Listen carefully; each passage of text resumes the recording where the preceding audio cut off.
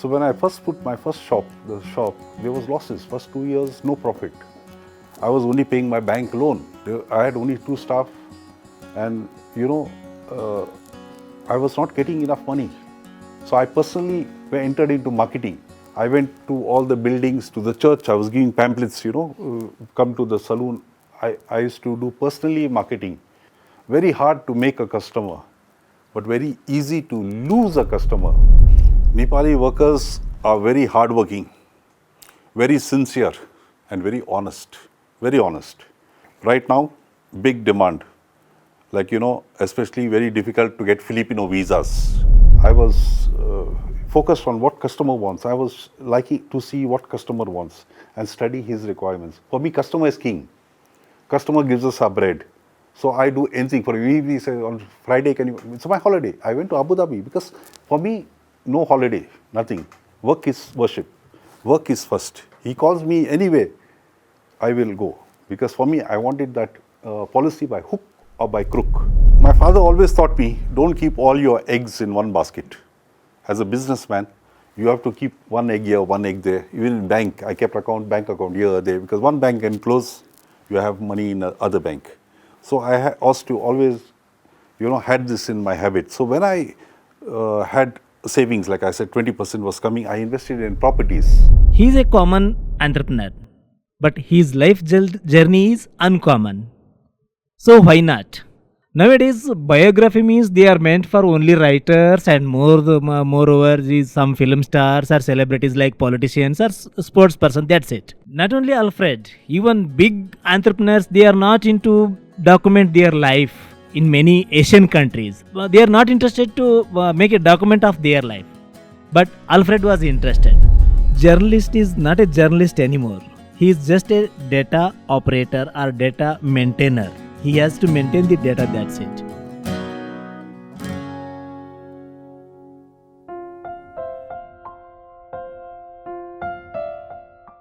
आजको देश सञ्चार चौतारी अलिकति फरक छ। आज देश सञ्चार चौतारीमा पहिलो पटक हामीले नन नेपालीलाई निम्ति आएका छौँ। हामीसँग आज हुनुहुन्छ मिस्टर अल्फ्रेड मिरान्डा र mister Sangamesh minakai। Mister Alfred Miranda south इन्डियामा जन्मिनु भएर हाल विगत 25 वर्षदेखि दुबईमा व्यवसाय गरिरहनु भएको छ। उहाँले दुबईमा व्यवसाय गरेर उल्लेखनीय काम गरेर त्यहाँ विभिन्न व्यक्तिहरूसँगको सहकार्यमा आफ्नो व्यवसायलाई माथि पुर्याइरहनु भएको छ र यात्रा जारी छ। र आज उहाँसँगै हामीसँग हुनुहुन्छ टाइम्स अफ इन्डियामा काम गरिरहनु भएको पत्रकार संगमेश minakai। उहाँ पनि आज हामीसँग हुनुहुन्छ। उहाँहरू दुईटैलाई देश सञ्चार चौतारीमा स्वागत गर्दछौँ। वेलकम टु देश सञ्चार चौतारी। So, I would like to start with Shangamesh. So, how did you first meet? So, let's go there. So, when you guys first met and started that spark of writing something or knowing each other, so what was the first impression? Before starting thinking about writing a book, we met each other in 2016. I had been to Dubai on an official assignment. And I asked my Hubbali local friend, he is Mr. Sunil Nalwade. I asked him whether he has any friends in Dubai. And he said, yes, I have my primary classmate, my childhood friend. He connected me with Mr. Alfred Miranda. And I went for that official assignment. So then he came to me in my hotel and he picked me in the midnight. And he took away for some Abu Dhabi sightseeing, midnight sightseeing. So from that moment, we became good friends. After that, in 2022, after this COVID and all the COVID pandemics, these all things happened. After that, he came with that proposal that, can you write a book on my life? Then I took a time of a month or two. I was thinking, why should I write a book biography on Alfred? I discussed with my wife and children and even with my close friends. They said, he is a common entrepreneur, but his life journey is uncommon. So why not? Nowadays, biography means they are meant for only writers, and moreover, some film stars or celebrities like politicians or sports person. That's it. Not only Alfred, even big entrepreneurs, they are not into document their life in many Asian countries. I don't know about in European countries, even in India, Nepal, or wherever. They are not into. They are not interested to make a document of their life. But Alfred was interested. So that how this idea came to us, and I took time, a month, 2 months time, and I said yes. Then he said one thing. He said, "You please come to Dubai, Sharjah, and we can discuss about the book." Then I went there. I spent for a week in this first stage, and we discussed everything. One thing I noticed about him, he has no filter between heart and wisdom. He expresses, he reveals everything. So in the first round, we got some collection, and I felt there is some lack. So I expressed it to him, and he said, "You again come to Sharjah." Sharjah. I went there. I stayed in Ajman. I stayed for 2 weeks, and he expressed everything. He revealed everything. So that's how this idea developed, and book is in front of you. Okay, Shangamesh. So you have documented quite well in the book. I went through the book. And what made you conclude to, include so many testimonials in the book? So I thought if I write whatever Alfred says, that will be one-sided. And I had heard that he is very good at giving to others, giving something to the society and whole world as well. So I thought, I met some of his friends.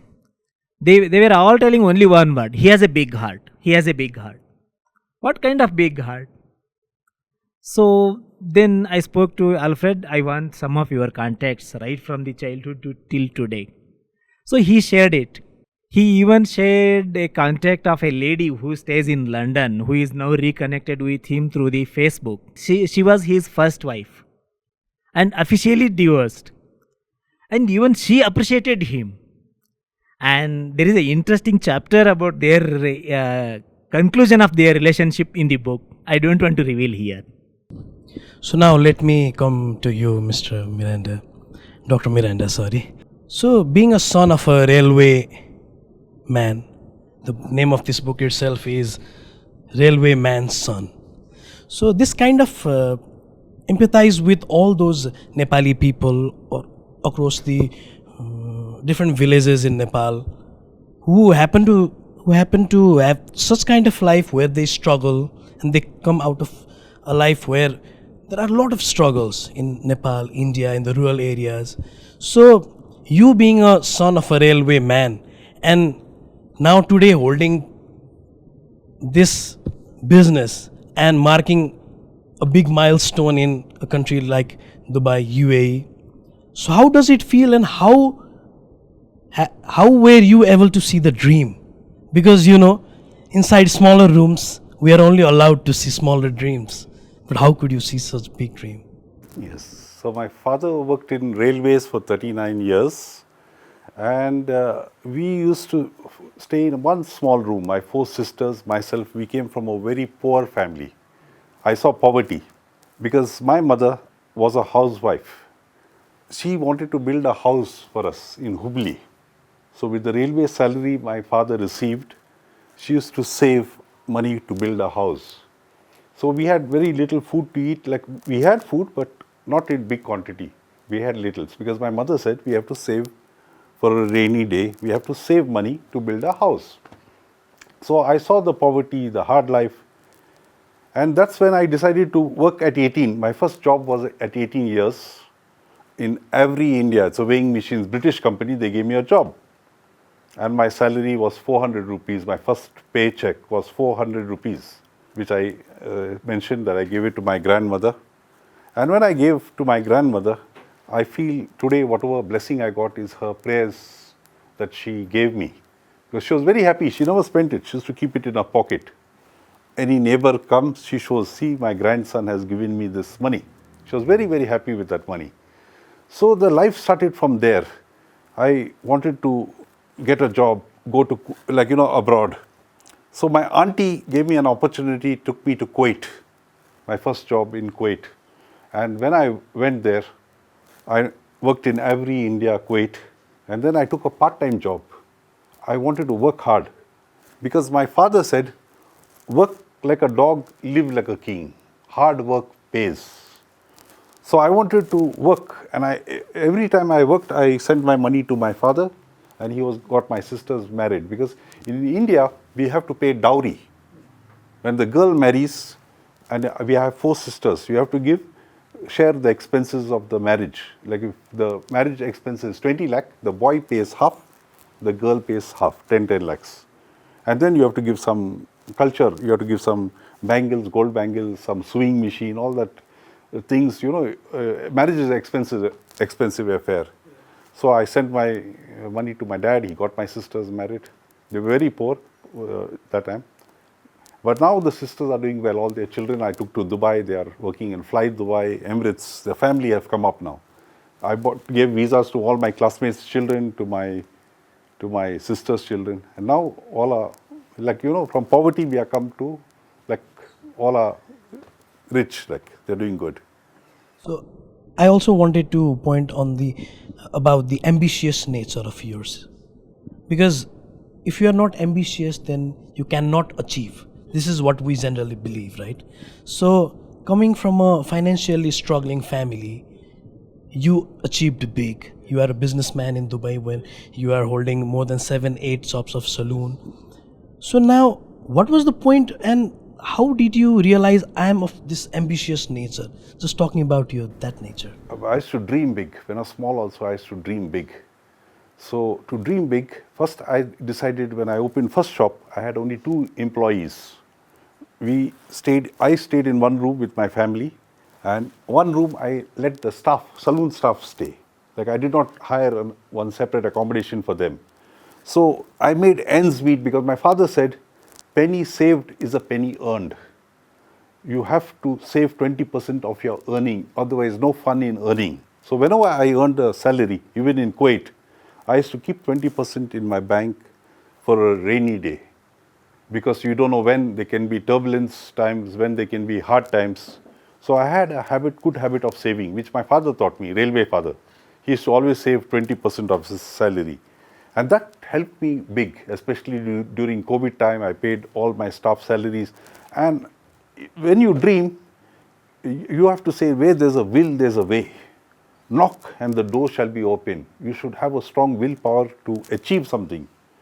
Seek and you shall find. If you want to do something big, I always wanted to have a luxurious life, enjoy life, have a good life.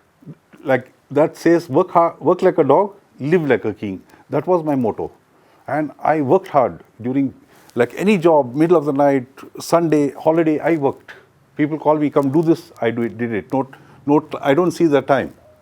I don't see the deadline. When work calls me, I work. I worked hard. And now, this last 3 years, I travel. I enjoy the fruits of my traveling, see the world. I'm enjoying good life with that motto, work like a dog, live like a king. That was my dream, to work hard. And I achieved it, gave my children all education abroad. One studied in London, one in Switzerland. And now they all have their own apartment, their own houses, their own cars. I worked for it hard, and now they are set up. So they are all doing prosperity in life. Okay, so let me ask you that on this journey of building an empire, can you remember few events or specific incidents when there were rejections, sacrifice, problems, through which the success seemed distant, but still, what was the factor? And please share with us, what was the point of rejection, what were the point of sacrifice, where the success was pretty distant from? Yes. So when I first put my first shop, there was losses. First 2 years, no profit. I was only paying my bank loan. I had only 2 staff, and I was not getting enough money. So I personally entered into marketing. I went to all the buildings, to the church. I was giving pamphlets, come to the saloon. I used to do personally marketing. And you won't believe the strike rate in marketing, very, very difficult. If I give 1,000 pamphlets, only 2 or 3 customers come to the shop. Very hard to make a customer, but very easy to lose a customer. So when I gave the pamphlets, I gave buildings, nothing was working. Then I had a good job in an American company selling life insurance policy. Then I got an idea. I told doctor, most of my customers were doctors. I said, doctor, we are giving free haircut in my salon, send your wife. So doctor said, free? Doctor was very happy. Free? He said. Immediately his wife came to my salon for a free haircut. And I had a girl from Taj. She sees the face and gives the haircut. So she's very good, professional haircut. Like full day she says no haircut. So one doctor's wife came, she gave haircut. That doctor's wife became my lifelong customer. Same, I went to school, my children's school. My 3 kids are studying in Dubai. So I went for the open house. I told her, teacher, this is my saloon card, come for a free haircut. Because the word free, then everything stands up, they come. Then she came for a free haircut. Till today they are coming to my saloon. This KG, first, second, all 10 classes they are coming to my saloon. Are you still giving free or what? No, only first time. In marketing, only first time, free. Second time, pay. And once your barber touches your head, you want to come to the same saloon again and again. Then she tells her friends and her friend tell her friends. Now we have waiting customers. Before, Word of mouth. yeah, word of mouth, marketing. Now, before I used to struggle. I was hand to mouth situation. Very difficult. And before I did one mistake, the girls were getting fixed salary, 2,000 dirham, 2,000, all were getting 2,000 dirham salary. So customer came, no? He'll say, आप ले लो. दूसरा लड़की बोल रहा है, आप उठाओ ना, आप जाओ. सब काम छोड़ता है, उठता नहीं. They are not getting up. They are lazy. So then what I did, in my insurance company, if I bring a policy, I get commission. No work, no pay. One day I had back pain, 15 days, I didn't get salary because I did not bring any business. Then I decided to use same formula, technique. What I said, now I'll pay commission. Commission. You bring the business 10,000, then I'll take 2,000, 20% commission. Then all girls suddenly active. Customer, I want ये मेरा customer है. Like fish market it became, machi market. सब लोग बोलते ये मेरा customer, ये मेरा. All are grabbing that customer. And tipping customer, she's doing haircut, she'll leave her, she's papad customer. Papad means पैसा देगा नहीं, tip नहीं देता. वो उसको छोड़ दे, वो जो customer आता है जो ज़्यादा पैसा देगा उसको पकड़ेगा. They give money, catch the customer who give tip. So then the business, U-turn in business. Girls started saying, 8 hours, I'll work another 2 hours. 8 hours work, they'll work 2 hours more because they're getting more bills, more salary. I decided that formula. Then girls saying, day off, sir, I want to work day off, double salary. Then the U-turn. Girls said, I don't want to go to Philippines. मेरे को ticket का पैसा दे दो. My ticket, I'm not going holiday. Give me a ticket money. I have to give. You want to work? More take. I said, I have no problem. So I introduced that insurance formula where more bills, more money. And one girl want to go holiday 2 months. I said, stay 3 months. No work, no pay. But who's working? Some then they don't want to go holiday, they want to work. Then they are writing me on Facebook, sir, thank you, I buy rice field. Sir, thank you, I buy car, I buy house. Then I saw the business booming. And I was also booming. Then I invested in Goa in houses, for one house for my children, one shop for the children. Then in Dubai I buy them house, shop, cars. When they are doing well, the staff are doing well, the employees, then the businessman also is prosperous. So it takes 2 hands, do haath talia, birds here. 2 hands to clap, both are happy, the staff and me. Dr. Alfred, you are focusing on your saloon's success. Before that, you were an insurance advisor. Yes. Can you elaborate on your hurdles that you faced while getting the customers for your insurances? Because nowadays, if an insurance advisor is coming, we are running away. Yes. So that is the market all over the world. So can you elaborate such hurdles that you face? Very good question. And this has happened to me because I was staying in a Muslim country and Muslims don't believe in insurance. They don't like insurance. It's mamnu. Mamnu means it is against their religion. So very difficult to sell a policy to the Muslim guy. So what I did when I joined, I was not getting any customer. They gave, of course, training for me. Americans came, they trained me how to sell. a refrigerator to an Eskimo. They taught me sales and marketing. I did training. They gave me free training. So then I used some technique. So what I did, see, in insurance, when I sell an endowment policy of $10,000, we get 50% commission. $5,000 comes to the agent. Okay, so there's a good commission in the first year because most of the insurance policies are 20 or 25 years. So what I do, when I sold first to a doctor $10,000, the $5,000 my commission, I was focused on what customer wants. I was liking to see what customer wants and study his requirements. For me, customer is king. Customer gives us our bread. So I do anything for him. He says, on Friday, can you? It's my holiday. I went to Abu Dhabi because for me, no holiday, nothing. Work is worship. Work is first. He calls me anyway, I will go. Because for me, I wanted that policy by hook or by crook. And where there's a will, there's a way. I wanted my target to be done. You won't believe I used to do my target in 5 days and then travel. I traveled 34 countries with my children, right from Japan, Taiwan, Europe. And then the money I get commission, I used to travel. I used to enjoy life, good traveling. I took my kids to 34 countries. I just love traveling. I got all 10-year multiple visa. So these stories, these are so fun stories, but it also explains your dedication, your impact for this work and how you worship your work. So now let me come back to Mumbai. There is a chapter in your book that says, "Bye Mumbai, hi Dubai," right? So how did Mumbai treated you? This is about Dubai. So how did Mumbai treated you? Bombay life, the traveling life, you know, I got a job as a manager in New Bombay, Navi Mumbai, and it's called Vashi. It was so difficult, especially traveling. It is 3-4 hours in traveling. I was staying in a place called Naigaon, Vasai. So I had to go train to, Dadar to, it was 2 lines, Western line. It was a hell of a life, the traveling life. Like people in Bombay say, when you die, you answer God, half my life I was in the train traveling. It is horrible traveling life. But the culture there, they treat you nice. The people, even though, they eat together, like in the employees all sit, share the food, they all open their tiffin dabbas, they share the food. Very happy people. And they sing in the train. They are hard life. What I saw in Bombay was a hard life. I was not liking it. I was a fish out of water. But I had to adjust. Then I got this offer in Dubai. I immediately went, first Kuwait and then Dubai. I grabbed it because I still have my house in Bombay, which I purchased from my Kuwait salary. It is there in Bombay. I built a house. It's in the seaside. But I did not like Bombay at all to live. Because, I love nature. I like greenery, scenery. But I struggled there. I lived my life there, but I was not happy in Bombay at all. Because I'm a Goan. We like, fish, food, fresh sea, fresh things. But I adapted. I adjusted. Because in Bombay, you have to be adjustable, adaptable, and understanding, which I did it.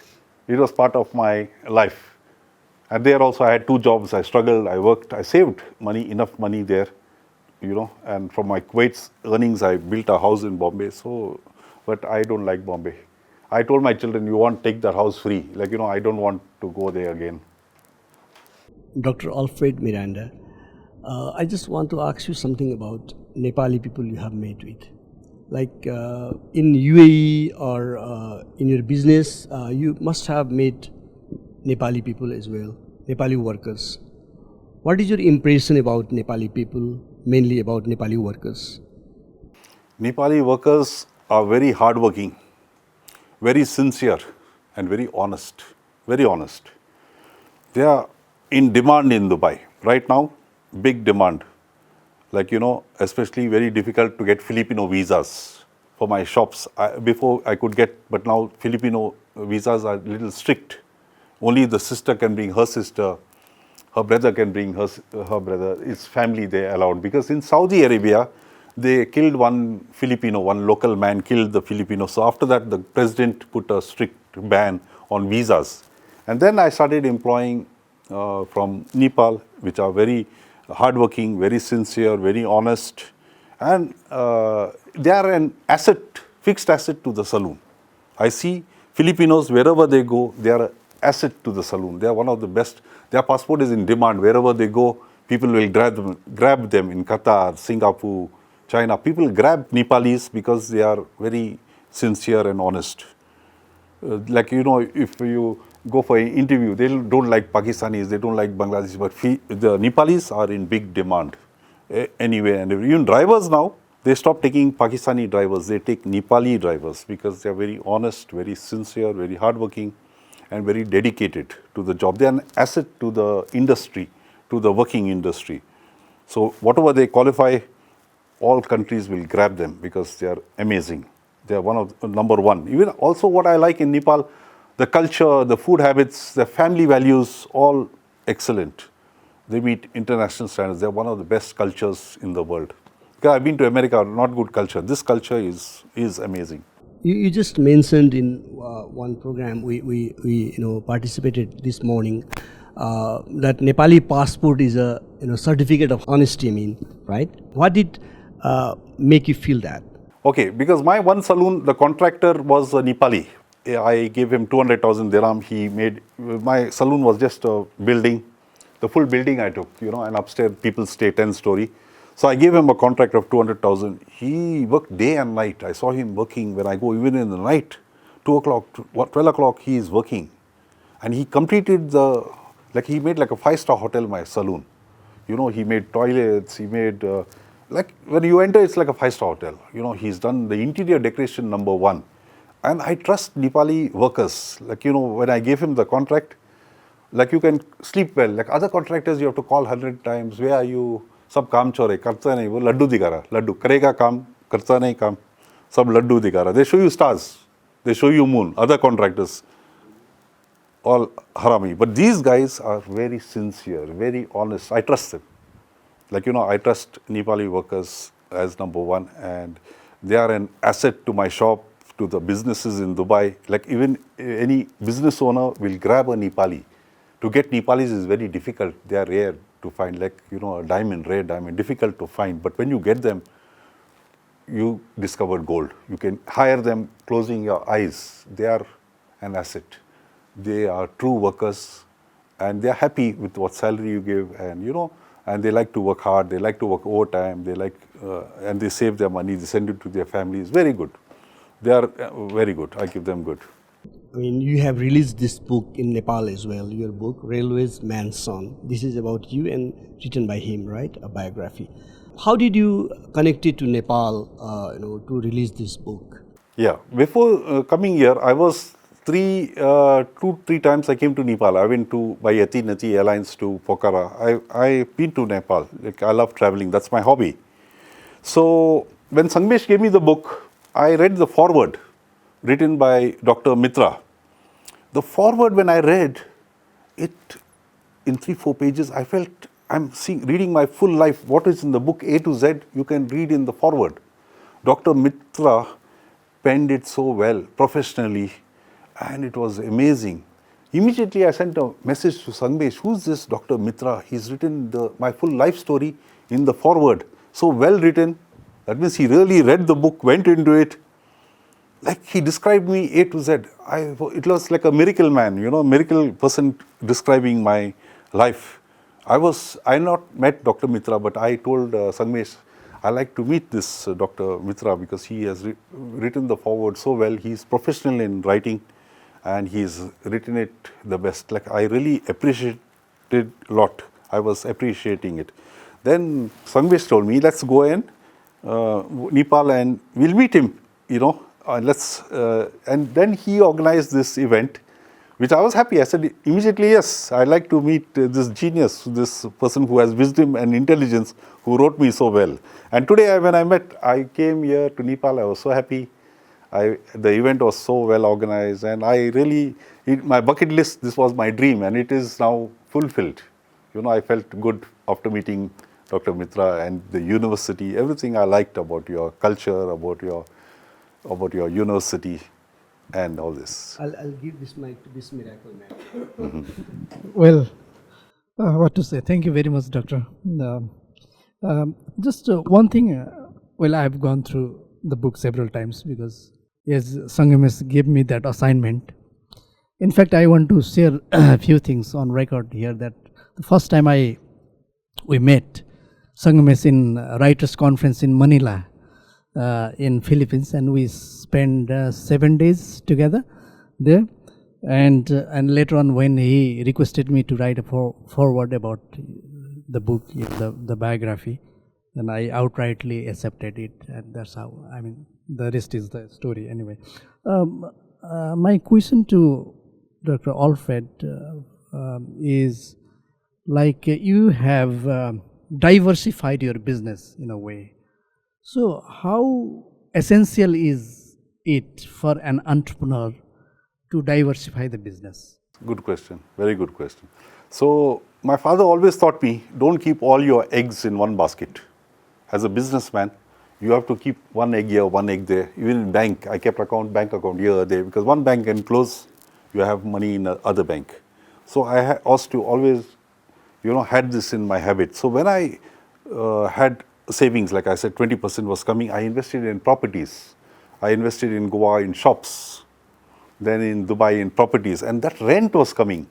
When the rent was coming, it was good, because COVID time, when the business all was closed down, my rent was still coming. And I paid all my employees, 70 employees salary during COVID time, gave them food because of the diversification. I diversified. So that helps. Even today, if the saloon is not there, I got properties. I can live in my property rent. And also my grandfather kept his house for me on my name. So I have property in Goa, grandfather's property also. So I'm okay in the rent-wise, and the property investments. So that is like an investment, not only investment, the shop rents keep coming and the money keeps coming from saloon plus your shop rent. And that's how I decided what I'll do with the money. Let me enjoy my life. So I decided to travel, see the world. And now I don't want to work, just enjoy the money. I gave the shops to my children. I said, you all take care. I took retirement. Now I'm only travel, see the world. I like to visit different countries. I'm writing different cultures, different food. And diversification paid dividends. That if I kept only saloon and COVID, I would have been finished, because no businesses in COVID time. All the saloons, shops were locked in Dubai. So good, I diversified. That worked miracles. Like, it paid dividends. And I invested in the right properties, right in commercial areas where the good heart of the city, where there's good rent, In Goa, 2 crores shop, like 2 crores means I get about 70, 80,000 rent per month. So that is good investments. And all houses with the swimming pool, jacuzzi, furnished houses, and I give on rent to bankers. So the bank people always get transfers. So the rents are coming in good. And with that money, I enjoy my travel, see the world. So you said you are retired, but it seems that you are not tired, right? So anyway, so next is you have mentioned time and again about there is no word in your dictionary. So can you elaborate this? Yeah. So when I was young and we had pressure when selling life insurance policy, we had to do certain target. So they gave me $50,000 per month like that, and how to do it? So I had to do it by hook or by crook, because in my dictionary there's no word no. You have to get it done by hook or by crook. So before that, I'll tell you, when I worked in Kuwait for an American boss, I learned it from him. He said, he was sitting in a big chair, and American wrote, the boss is always right. He wrote, the word is, boss is always right. His name is Joe Scarborough. He said, Alfred, now it's raining. I had to say only 2 words, yes, sir. Alfred, now it's moon. Yes, sir. No arguments, only 2 words. He said, get this work done. I had to do it by hook or by crook. I can't say, sir, no, this happened, that. Don't excuse, wo ho gaya, बारिश आया, कर नहीं सकता. नहीं, काम, you have to do it. So I learned from the Americans. They want the job done by hook or by crook. There's no word no in dictionary. That motivated me. And I used to get the work done, and I got quick promotions in Kuwait. Working for Americans is great, They know how to take out the work. From there, I implemented the same scheme in my saloon. So I told the girls, you'll work, you'll get paid. No work, no pay. More bills, more money. So one thing, this morning when we were having coffee, you shared the experience of a tour manager when you were the tour manager. And I want to, link this to your business as well, because your wife, Dolly, who says that employees are the assets, and you have to make your employees happy, right? And this morning when we were having coffee, you were saying that when you were the tour manager, somehow the hotelier disappointed you. And as a matter of fact, he lost many thousand, rupees. Please, can you share that? Yes. So I was in Whispering Palm. I was a tour manager in Whispering Palm hotels in Goa. So I had a habit of having breakfast, buffet breakfast you give the guests. So I used to go help myself. I used to drink the orange juice and eat food. I had all Taj hotels, Siddharth, all the 5-star hotels were given to me. So I used to give 1 hour talk to the guests, welcome to Goa. We work as per Goa, maybe time, not sure time, not with Greenwich Mean Time. Drink in bottled water, change your dollar at the reception. So I used to book tours. Some want to go Dudhsagar Falls, some want to go Bombay Fling. I had to book tours, and we used to get commission on every tour we booked. So that job was good. Lot of tips everywhere. The tourism industry is amazing. They give you a lot of tips. My pocket was full of money. I used to never spend my salary. This job was the best job in my life. And meeting different guests every 2 weeks, you meet different change of guests. So I had breakfast, and then I was eating I like papaya. I was eating some papaya. The waiter tapped me. He said, manager said, this is not for you, the food. The breakfast is only for the tour guest. And I was the tour manager. I'm not allowed to eat, he said. And hunger makes anger. I was hungry, and he stopped my food. He पेट पर लात मारा उसने. So मैं क्या किया? मैं गुस्सा हुआ. Gussa. You get angry when your food is snatched from you. So meeting came. All the British tourists, they like to meet the tour manager. I told them, welcome to Goa. And you want to eat authentic Goan food? All said yes, yes, putting hands up. I said, you can see the shacks. We are staying in 5-star hotel facing the beach. I said, you can see those shacks there, those, very poor Goans, they put up restaurant. I said, lobster there is only 1,000 rupees. Here you eat 4,000, 5,000. You pay 4-5 times more in this hotel. Tax, they're cutting you on tax. And I said, all their chefs are from Delhi. Ye Delhi, harami log. I said, ye log, not cook good. Ye Delhi people, no manners, they said. They don't know what they're putting in your food. They're saying, yes, Alfred, we come to Goa, we want authentic Goan food. I said, then go to shack, eat there. Then I said, telephone here, hotel is 10 times more. There's a booth there, you pay 100 rupees, you can call London, talk 2 minutes. I said, why you spend 10 times more? You're already taxed there, cutting you. I said, all these taxes don't go to the government. It's all, loot wara. Then next day, in dinner was empty. All are eating in the shacks. Then waiter tapped my back. Manager wants you down after 2 weeks. No? He said, manager want you. So manager said, Alfred, I bring the guests from London, 14 days. I get nothing with air ticket. They come on these charter flights. मेरे को कुछ नहीं मिलता, चाय पानी भी नहीं मिलता. ये लोग पापड़ लोग, मेरे को कुछ मिलता नहीं. जब खाना खाता हूँ, when they eat food here, then my profit comes. They eat in the restaurant.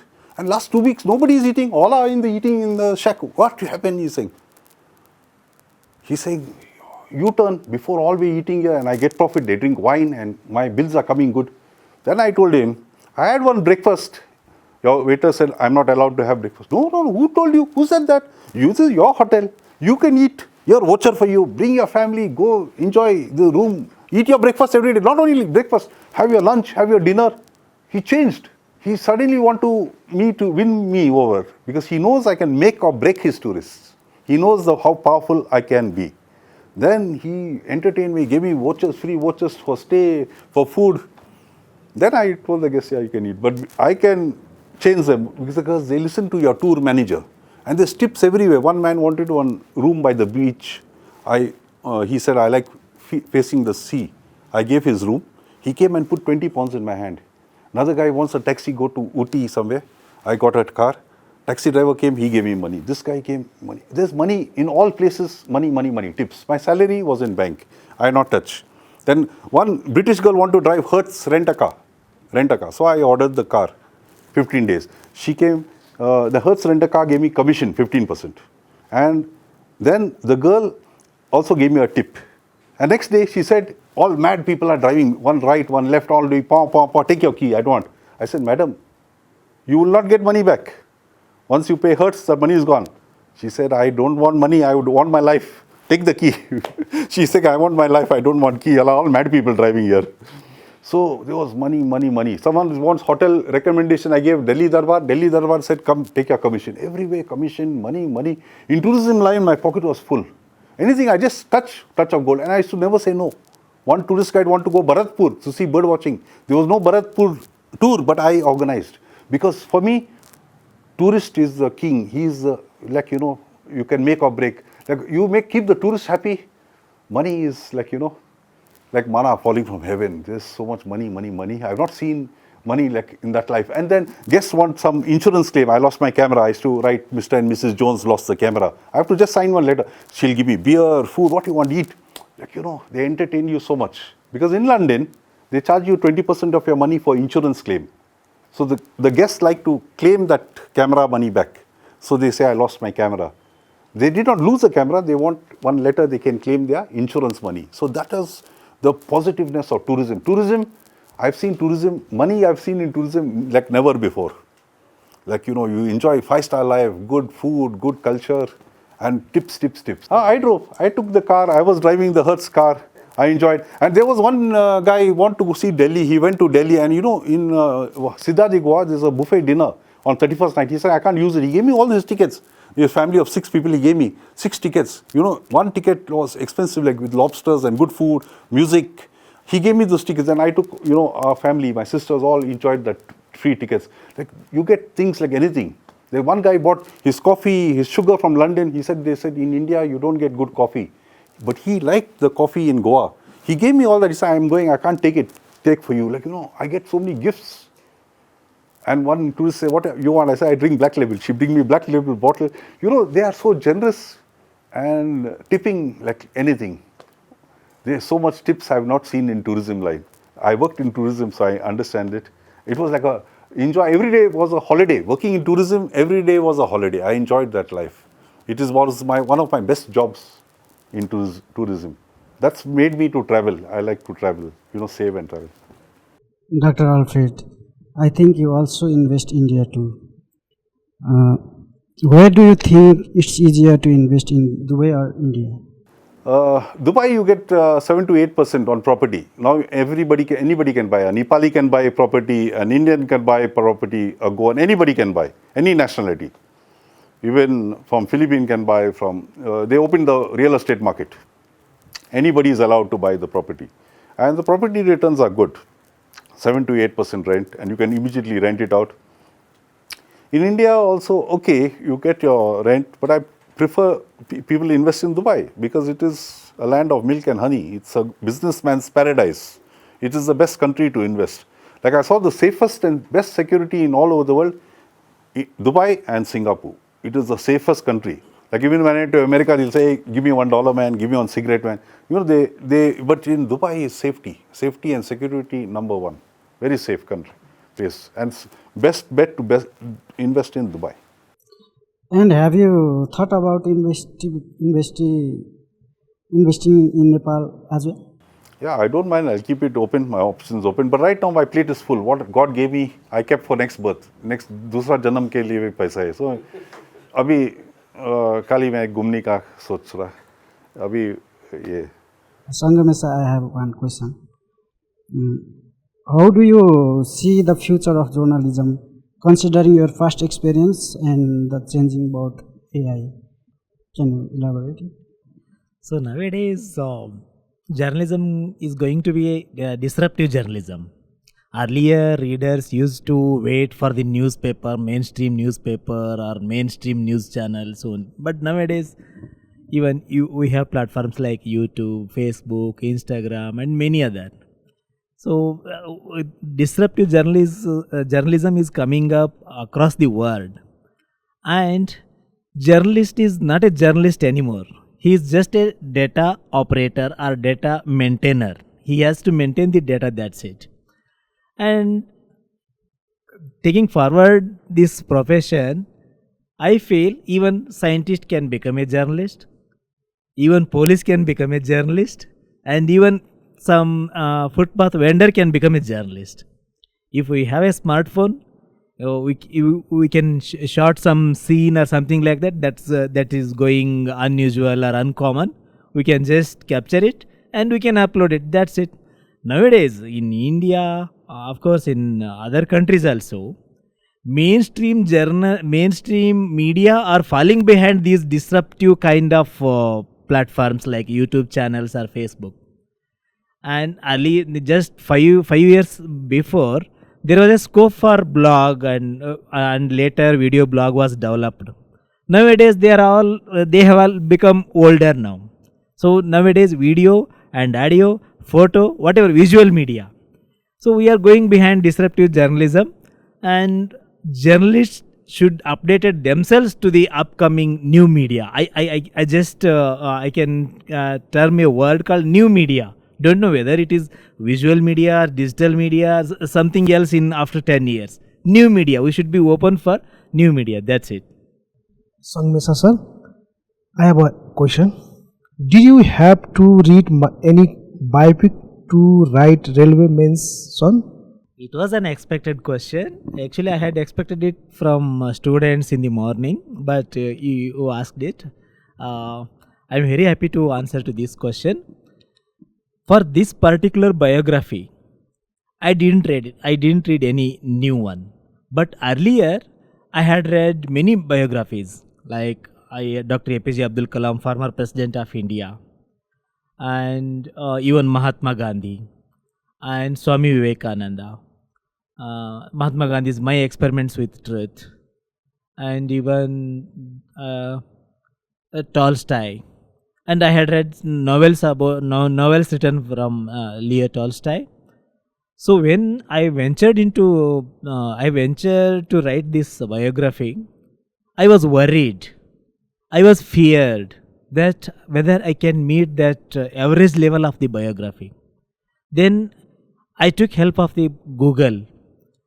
I went through the some synopsis of biographies. Then I felt they are all useless.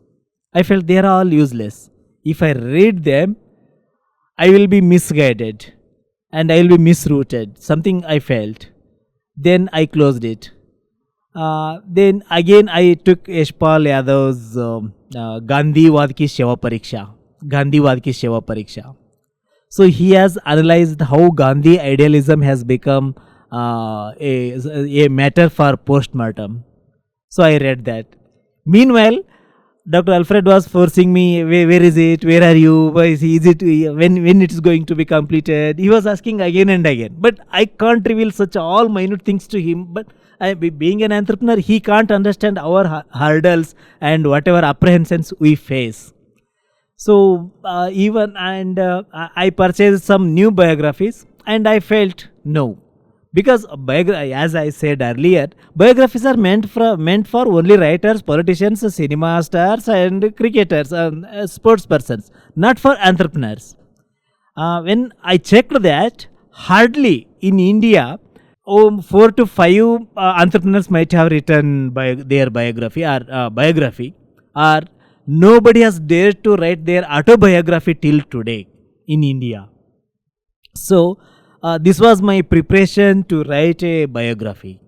I didn't read any biography for this project, but I recalled my some previous readings, and I checked in Google. I felt uncomfortable with the Google. Then I should go with my own style of writing. Whatever I interacted with Alfred, whatever I have learned from Alfred, whatever I got from Alfred, I should keep it in some articulate manner. That's it. This is what this was my preparation for this biography. My question to Alfred: you are becoming a successful businessman, and what is your suggestion to the new beginner businessmen who are willing to do a business? So my suggestion is that work hard, get good staff, employees. Now in my shop, I take very hardworking people. Like I give job for widow. Widow means who don't have husband, so she can concentrate more on the shop. Then single mother, mother who don't have husband, she husband have divorced and she's alone, have baby. She don't have, support from the husband. I give like there's one girl come with good experience from Bombay, 10-year experience, and there's a girl who have one baby with husband leave her. I give job with no job experience, but I give her the job. So I suggest to the new business people to take sincere staff who will stay long. If you take a successful person who have good experience, they will leave the job and go another place because and to give the people hard work and to concentrate. Even the closing time is 5 o'clock your shop. If a customer come, I will take the customer. I don't say no to customer. Now we have timings. 5 o'clock the shop close. But if the customer is king, customer come late also, we accept to come. That is, Bhagwan is come, God is come to my shop. So and customer asks a discount, we give because we want to make the customer. Now on top of my building, girl want to make eyebrow. She'll pay only 5 dirham. She's housewife. She don't have money. But I will say, okay, I will take your 5 dirham. I don't want, like Arab people are paying 20 dirham. But for me, I don't look money at the customer. For me, customer is king. Whatever she have, I accept because she will come again. She's a housewife. So my thing was very easy in business. Focus on customer priority. Like, make them happy. And that customer will come again and again to your shop. So we business people, when we set up business, we should not look at money, should not look at time. We should accept all these things, hurdles that come in. Work hard. Even on holiday, I don't close my shop. Even on holiday, it's open. 365 days open. I give girl not off on Sunday. She can take Monday, she can take Tuesday. So some people want, Sunday close, Monday close. मेरे को छुट्टी नहीं. हर दिन काम. Work is worship. Work hard. So that was my motto. And I recommend to the new businesses, they should not look at holiday, timing. For them, they should look at customer. Get my customer priority. Then the customer is happy. She will bring another customer for you. That customer will bring another customer. And the businesses will grow. And also, when you get profits, I suggest to the new entrepreneur, keep the profit 20% aside because you have to save for your next branch or whatever, but little saving should be in the bank because there's no fun in earning without saving. You have to focus on your saving also. I just want to ask something with Shangamesh ji. You said Alfred had some uncommon stories as a common person, right? So what were those uncommon stories you explored in him? I didn't want to reveal them in the book, but I can reveal here. He has some negative aspects in the life. As he has been front runner to donate to others, he has been deceived by his own persons. He was cheated by his own persons. It may lead to some clashes in the family or in his friend circles.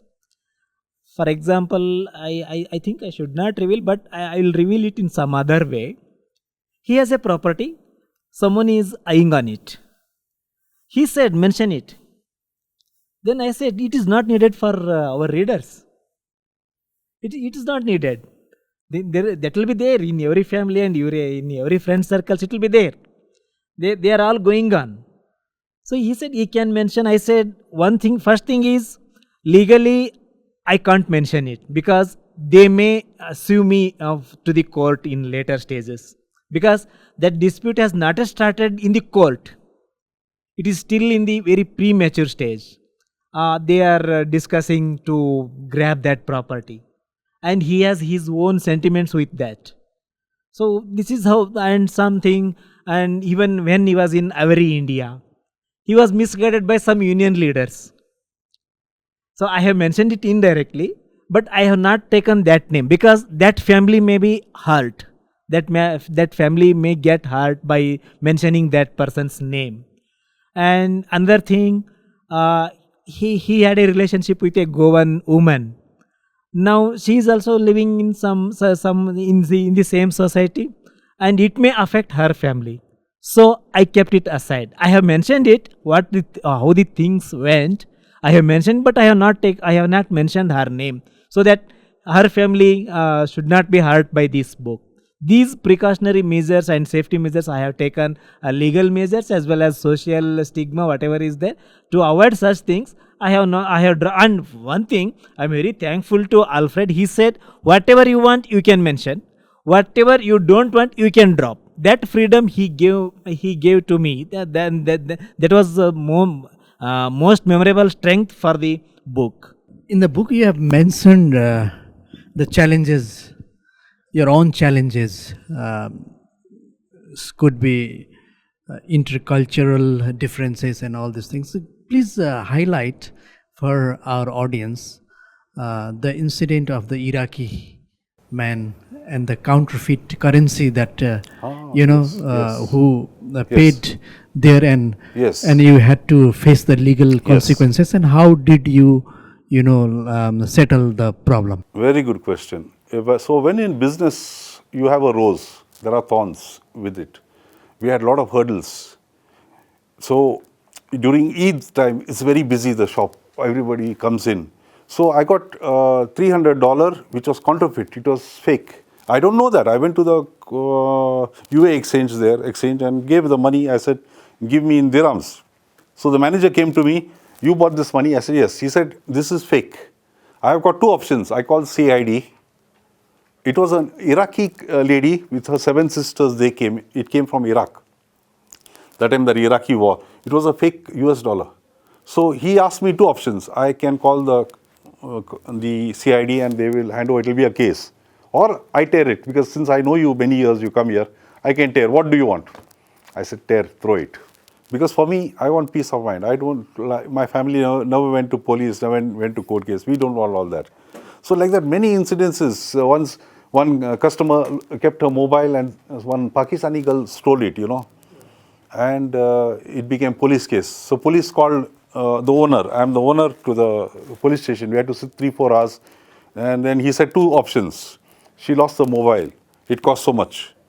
You want to make case? We can see, because in saloons, that time lady saloon, no camera allowed. So I told that lady how much it cost. So she said, okay, it cost 3,500. I just took out 3,500, paid her. Another lady lost gold bangle. She went to Moroccan bath. She kept her bangle there. It was 7,000 dirham. Immediately I took out, I paid her, because I want peace. I don't want litigation. I can go for litigation, find it, but I'm a person, a peacemaker. I see a problem. I know somebody there has stolen, but we can't fight these things on. As an owner, you get profit and you get losses also. But I'm a person to sort it out. I could say, okay, make a case and find it later. We don't want janjat. The customer should be happy. Pay her money, what she lost. What is your value? I asked her. She said 7,000. Take 7,000.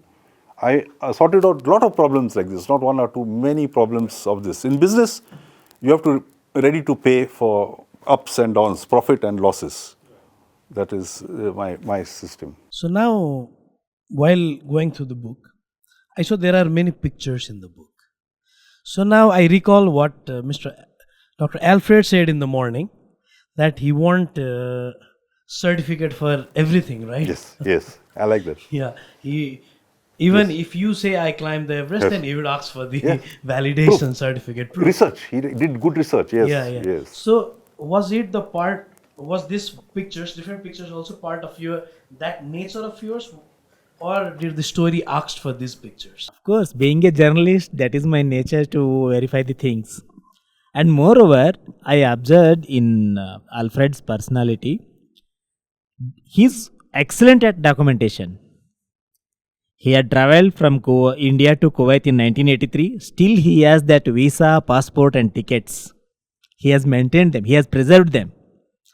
And whenever he offered greetings to his daughter during his 5th birthday or 1st birthday in an envelope, putting some money in that envelope, to my dearest daughter, Karin, or Tania, or Orlando, his son, he had given that money to that child. And still he has preserved that envelopes. He is very good at documentation. I wanted to reflect his nature in that book by putting even his class 10 marks card or even his 12th marks card, because I wanted to show that he is very excellent at documentation. That's what I have done in my book. So I have two more questions for you. You went to Sharjah for 15 days, as you mentioned. So how exactly those 15 days look like? What did you do as a part of research? He mentioned this morning that you talked to some of his employees and you went with him different places where he works, where he stays, and you did some pretty good research. So can you just elaborate what happened in those 15 days in maybe not 15 minutes, but In the first spell, I had been there for a week. So during that week, day and night, we talked and talked, we discussed and discussed, and we spoke to each other very much. It was reserved only for both of us. Even in the morning, night, afternoon, we were talking and talking, and I had my laptop open, and whenever I got some important points, I was making a note in the laptop itself. In the second spell, it was expanded to meet his family members and his employees and even his friends in Dubai, Sharjah, Ajman, wherever they are. And sometimes he was calling them to our flat, and sometimes we were going to meet them. It was there in second spell, and it was we ensured that both of us ensured that it should not become an intellectual burden on us. It should go on informal way, but it should be documented. So we ensured that, because many times he was taking me to somewhere in sightseeing in Dubai, or sometimes he was taking to his teacher's house also. That was an excellent experience. Joycey teacher, she was a teacher in Hubballi in that age. Now she is older. When we went to her house, she was crying literally, because a student who was born and brought up in Hubballi, and he has come to meet her in her house in Dubai. She was crying literally. And I observed her values. Many times what happens, one person is a teacher. He is a good teacher. He teaches well and his students are trained. But in his family, he never teaches.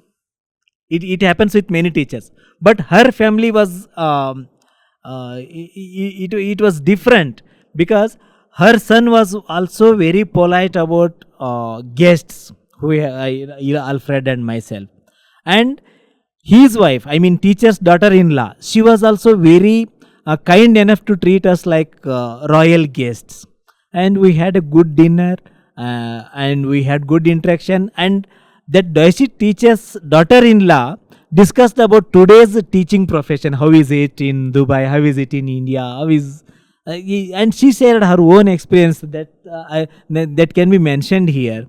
She is a teacher in some private elite school in Dubai. So he just one by came to wish her, saying that happy birthday, something like that. She just put her hand on his back. That boy went to the police station and said, this teacher has caned me on my back. There was a police case. From that incident, she even stopped giving this shake hand or touching boys, touching students. Nowadays, she is doing like this. Namaste. Namaste. Birthday? Good. Namaste. So this type of discussion was going during our visits for that book, and that the Joycey teacher recalled her memories with the Alfred, how he was naughty in that age, and how he was harassing teachers by his own style of that happens in childhood. No, he was very naughty, but he was very loyal to the teachers. So this went during our second spell of visit to Sharjah and Dubai as well. So what I wanted to ask you is that you are an employee. You have mentioned that you have never become an employer. So writing a book for an employer. So being an employee, writing story of an individual who is an employer and who has many employees. So this process of empathizing with him, how was it? Can you just tell him? We are journalists. We need not, when we write about some thieves or smugglers, we need not be smugglers. When we write about some fraudsters, those who have left the country and they have secured position somewhere in London or something like that, we should write about them also. Then when we are writing about prostitutes also many times, we need not be a prostitute. Likewise, when he is an employer, I know, because one thing I should be very thankful to my publication, that it switched me to the write about entrepreneurship. Basically, when I joined Times of India in 2014, it molded my mind to write about entrepreneurship, startups, ecosystem for the entrepreneurship. It molded my mind. Earlier, I was not into this matter, entrepreneurs, something like that. Earlier, I was writing about, of course, public transportation, environment, and other things. So when I ventured into write about this book, I was already prepared to write about a biography about an employer. So moreover, I am an employee, he is an employer. But moreover, apart from this barrier, we were like good friends. We were sharing everything about our achievements or whatever we are facing hurdles in our profession and his business. He was in touch with me regularly after we met in 2016. After that, we were discussing everything. Till 2022, there was no thought of writing biography of him, and it was not there in his mind also. He only came with the idea in 2022. So I felt very comfort to write about though he is an employer, I felt very comfort to write this biography because there was no barrier between I'm an employee and he is an employer. There was no such kind of barrier between us. So it's been almost an hour and a half, I guess. You spend time with our audience and you try to answer the question of all the journalists, though I'm not journalist by profession, however. And Shangamesh, thank you very much for coming all the way from Karnataka, Hubli, only for today's event, one in the morning and second for Deshsanchar Chautari. And Dr. Alfred, you came all the way from UAE to attend and to participate at the international launch of your book and giving us your precious time with Deshsanchar Chautari. So on behalf of the Deshsanchar Chautari, I extend appreciation to both of you. Thank you very much. Thank you. Thank you.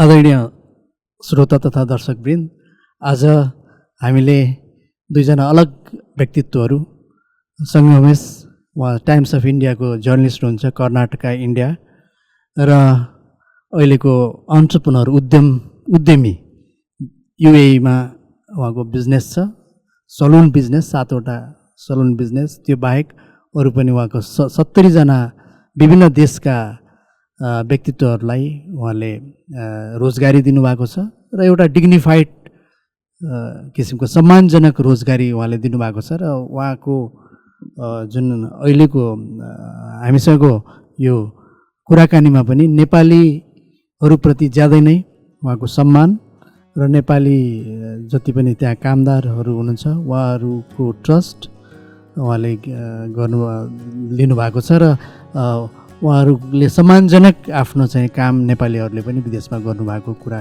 आजको यो चौतारीमा उहाँले व्यक्त गर्नुभयो र दुवै अतिथिहरूलाई यो the railway man's son the entrepreneurial journey of Alfred Miranda जुन यो बुक छ, यो रेलवे म्यान्स सन का लेखक संगमेश र यो बुकभित्रको पात्र डाक्टर अल्फ्रेड, दुवैलाई देशसञ्चार चौतारीको लागि हार्दिक धन्यवाद। Thank you very much.